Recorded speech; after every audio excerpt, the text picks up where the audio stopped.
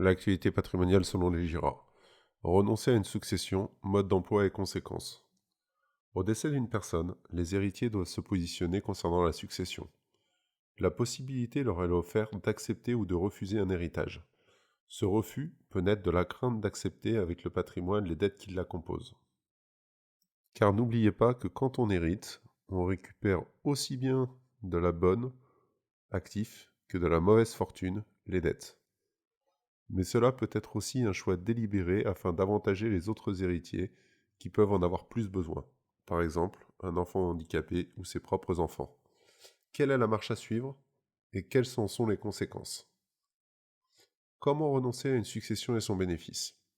Chacun des héritiers a 4 mois à partir du jour de l'ouverture de la succession pour se positionner.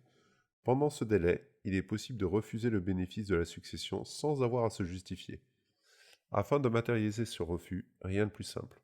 Il suffit de remplir le formulaire CERFA numéro 15 828 étoile 01, dénommé Renonciation à la succession pour un majeur. Vous devrez le faire enregistrer au service des enregistrements de vos soldes des impôts pour le rendre opposable au créancier. Cela ne vous exonérera pas d'en prévenir le notaire en charge de la succession. Quelles sont les conséquences du refus de la succession? Dès lors qu'un héritier refuse la succession, il est réputé comme n'avoir jamais hérité. Ce dernier n'aura aucun droit sur la succession. Cela lui permet de se dégager des dettes laissées par le défunt, connues ou à découvrir. Dans le cas où c'est un des enfants du défunt qui y renonce, on appliquera la règle de la représentation. Alors, ce sera les enfants de la personne ayant renoncé qui prendront sa place par représentation. Ils devront hériter avec la possibilité à leur tour d'en refuser le bénéfice.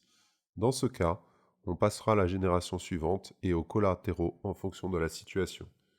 Une renonciation à la succession ne veut pas dire forcément que l'on récupérera rien. Le fait de renoncer à la succession ne fait pas perdre ses droits au bénéfice de capitaux d'essai issus de contrats d'assurance vie ou de contrats de prévoyance. La bonne attitude en cas de doute sur les dettes. Il est parfois difficile d'évaluer les dettes provenant de la succession, surtout si nous sommes en face d'une personne décédée jeune ou en ayant un profil à risque. Le législateur, pour pallier à cette éventualité, a mis en place le principe de l'acceptation à concurrence de l'actif net. Elle consiste à préserver sa part dans la succession tout en limitant la portée des dettes. Au pire, votre part sera ramenée à 0 € si les dettes transmises dépassent le montant total de l'héritage.